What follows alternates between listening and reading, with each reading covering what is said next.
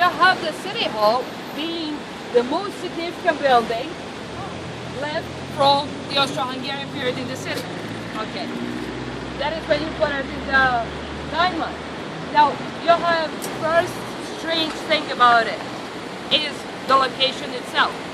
I told you, east-west would be the direction that Sarajevo was developed historically, which means if we are now in the east of the city, we should be looking at the Ottoman architecture, not Austro-Hungarian.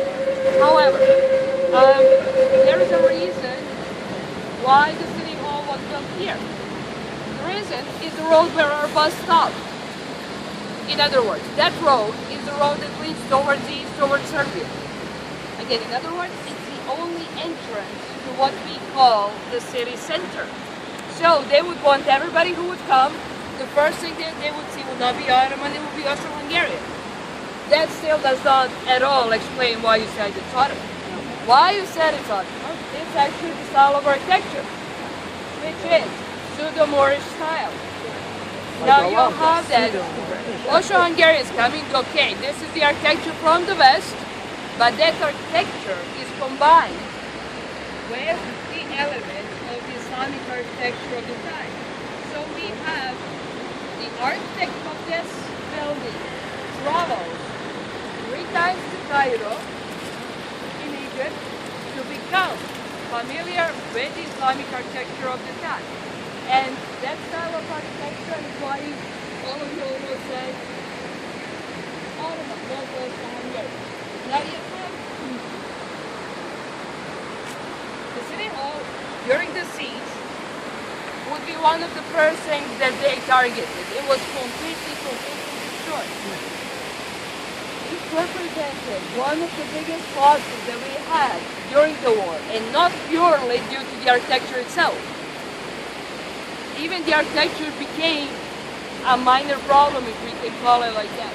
Much bigger problem, much bigger loss for us was the fact that after Second World War, this would be the place where National Library of Bosnia and Herzegovina was located. A library with over 2 million books, historic documents, everything that would present the history and identity of this country was inside there. In the attack, we lost 90% of over 2 million.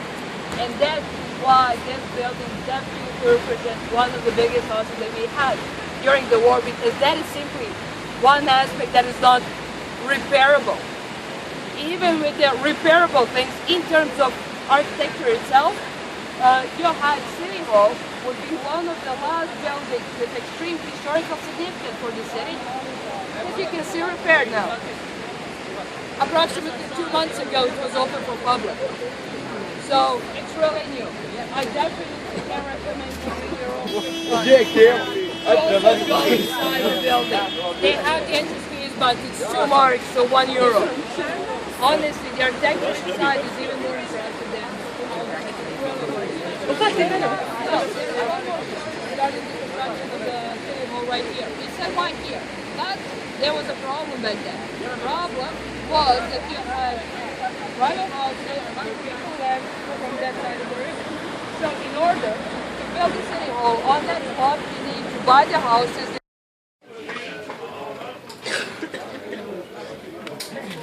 Okay, now we're going to pass through actually one of the oldest streets in the city. The street which is from the beginning of 16th century, the street which is called the Coppersmith Street, for the reasons that are everywhere around you. But the street goes back to the Ottoman times, to the story about different crafts that existed back then.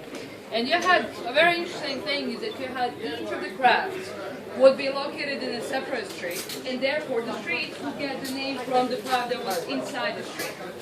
Nowadays, walking around the Old Town, you will easily see that Old Town consists of a lot of narrow, small streets. Please feel free later on to wander through those streets. Those streets still carry the name from the craft that was inside the street, but what you don't see is the craft itself. So that is the reason why this street is very, very important. This is the street, as you can hear, basically behind me, that still keeps the craft itself. So you will see as we're gonna pass later on through the whole street that all these small shops are places where they make things and they sell things. Of course, the purpose changed. Here, 16th century, you would come to buy different things that you would need in your kitchen for cooking. Now you come to buy different things that are associated with the symbols of Sarajevo.